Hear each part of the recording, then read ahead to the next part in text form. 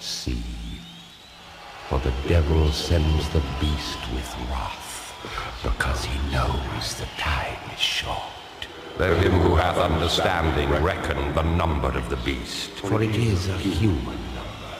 Its number is 666.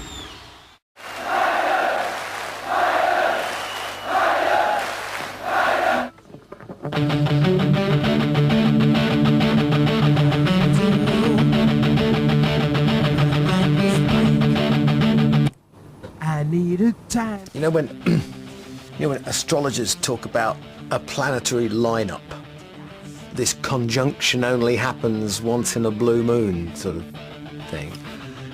What you have in Number of the Beast is the sort of the musical equivalent. We thought it was a good album, strong album, but that's about it. You don't think, you don't sort of walk out the studio and think, wow, we've just made history. You don't think like that.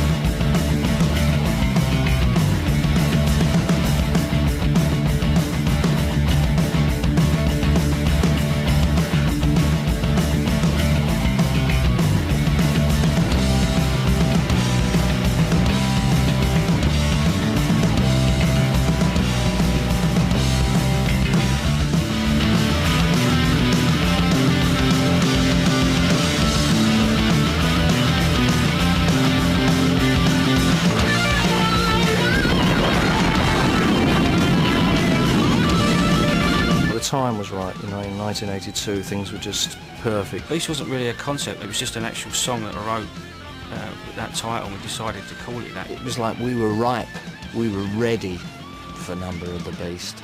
It was different, it was unique from anything else that really was around, so I think that's one of the things that created this sort of spark. I wanted a certain atmosphere to be set up on those 4 lines. I left alone. My mind was blank. I needed time to think, to get the memories from my mind. What did I see? Can I believe that what I saw that night was real and not just fantasy? We spent about 4 hours on the first 4 lines, to the extent that I got so pissed off I was throwing chairs across the room. And in the end I was like, what do you want? And when he got the one that he wanted, he was like, yeah, that's it. And I just sort of went, why? Why? I don't understand. And now I understand a little bit better.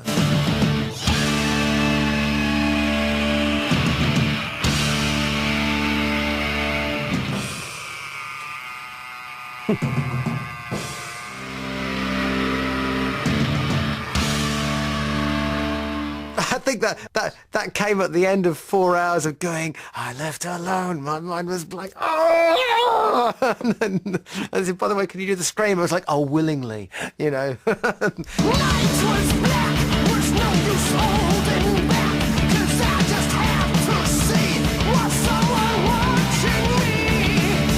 In the mist, dark fingers move and twist. Was all this for real, or just some kind of hell?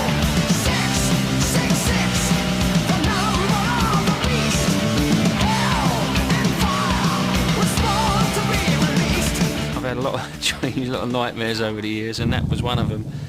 And it was just that the twist that it was supposed to be that, which not actually happened in the dream, but it, just sort of did a little twist at the end where it's supposed to, you're not supposed to be sure what's real and what's not real. And the poem, the Tam O'Shanter, which I did at school, that had stuck in my mind over the years as well, and it was a bit like that. as if being sort of chased through the forest or whatever and stuff like that.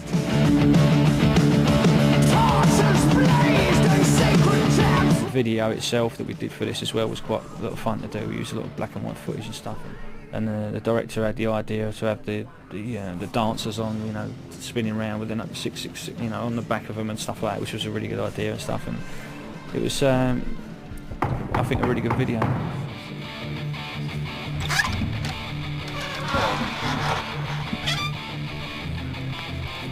Oh, Edward, old chap. I don't drink tea, I'm afraid. Bugger off.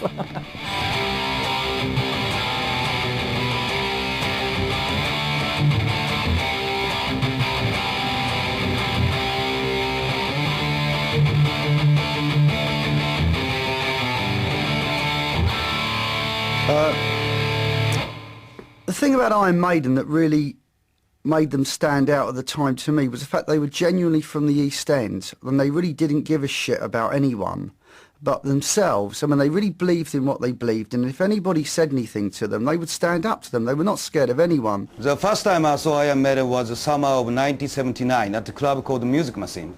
The moment I saw them perform, I just knew this is about to change history. In retrospect, people tend to think of Iron Maiden from those days as a punk metal band, mainly because Paul Di'Anno didn't have the kind of stereotypical heavy metal frontman image. He was much more kind of a barrow boy with short hair, all right, geezer. Standing in the winter, you wait for the curtain to fall.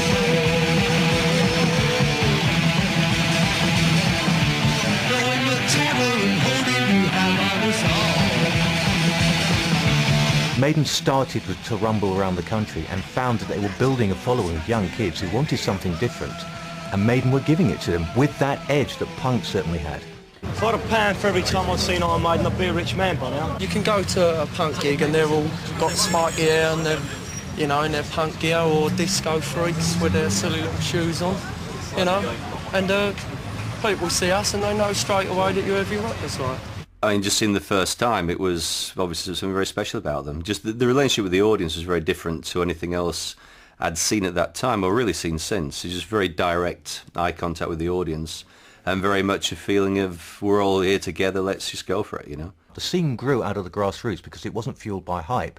The bands had to help each other out if they were to get anywhere, so little package stores started. In London you had Iron Maiden, Angel Witch and Samson, who were the three bands of the time who certainly went around and toured together.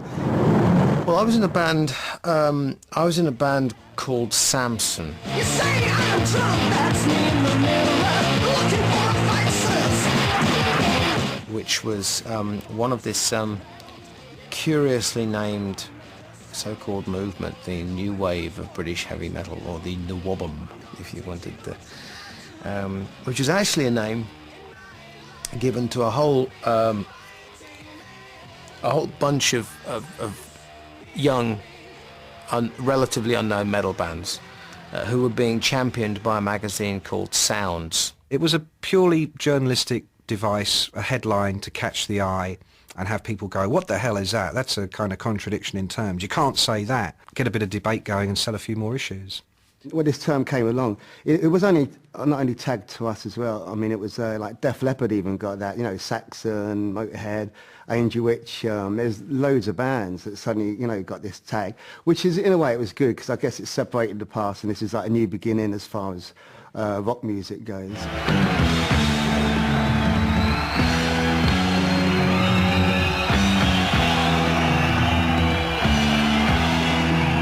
Yeah, I mean, Paul was ideal to do the first two albums. I mean, he had a good attitude and he had a good voice for that period of the band. But I think, like all bands, you know, bands change, they move slightly, they go in, you know, different directions, and some personnel leave, some personnel come in, and it just changes. I mean, that's familiar to all bands.